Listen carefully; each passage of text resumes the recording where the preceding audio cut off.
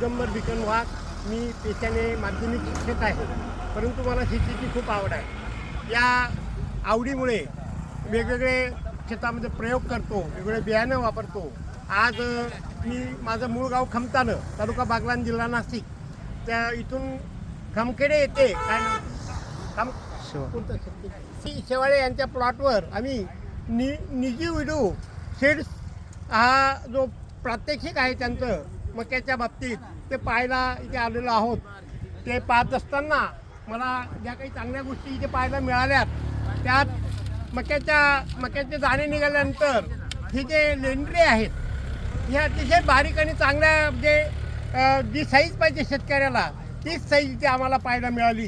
कारण जाड लेंड्यांमध्ये दाण्यांचं प्रमाण कमी निघतं, वजन कमी भरतं, परंतु त्या कणसाच्या बाबतीत हे लेंडरे अतिशय बारीक असल्यामुळे जो दाणा त्याच्यापासून बाहेर पडतो आहे, मिळतो आहे, तो अतिशय म्हणजे कंपनीला योग्य असा चपटा आकाराचा दाणा आम्ही त्या कणसावर पाहिला. कणसाचा आकार, लांबी ही अतिशय चांगली आहे. शेवटपर्यंत कणसाला दाणे लागलेले आम्हाला दिसलेत, कुठेही असा गॅप पाहायला मिळाला नाही.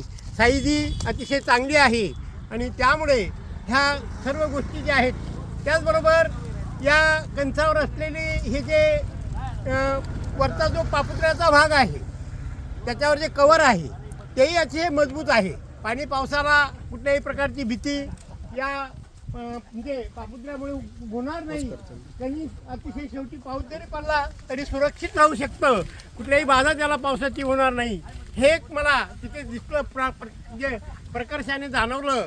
त्यानंतर आणखी एक महत्त्वाची गोष्ट म्हणजे की कमी म्हणजे साधारण 9 इंचावर असलेली ही लागवड, त्याचं जे ॲव्हरेज आहे कणसांचं ते सुद्धा अतिशय चांगलं दिसलं, वजन चांगलं मिळालं आहे. आणि सर्वात महत्त्वाची गोष्ट, मका कापणीला येईपर्यंत आम्हाला जे मक्याचं म्हणजे जे हे आहेत झाडं हिरवी गार अशी आजही पाहायला मिळत आहेत, की जो चाऱ्याला योग्य आहे.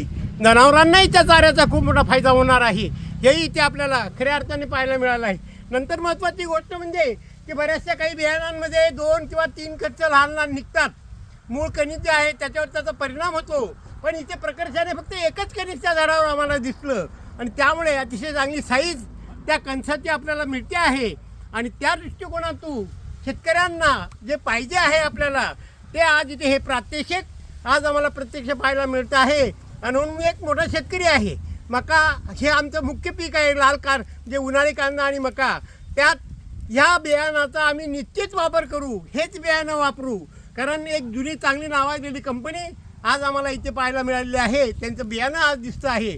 आणि म्हणून हे प्रात्यक्षिक आम्ही इथून पाहून निश्चित त्याचा आम्ही त्या बियाणाचा वापर करू आणि ते पीक चांगल्या प्रकारचं घेऊ, जेणेकरून कंपनी आमच्याकडे पाहायला येईल आणि ते पाहून त्यांना समाधान वाटेल. हेच मी आज खऱ्या अर्थाने सर्वांना शाश्वतपणे सांगतो आहे. धन्यवाद. जय हिंद, धन्यवाद.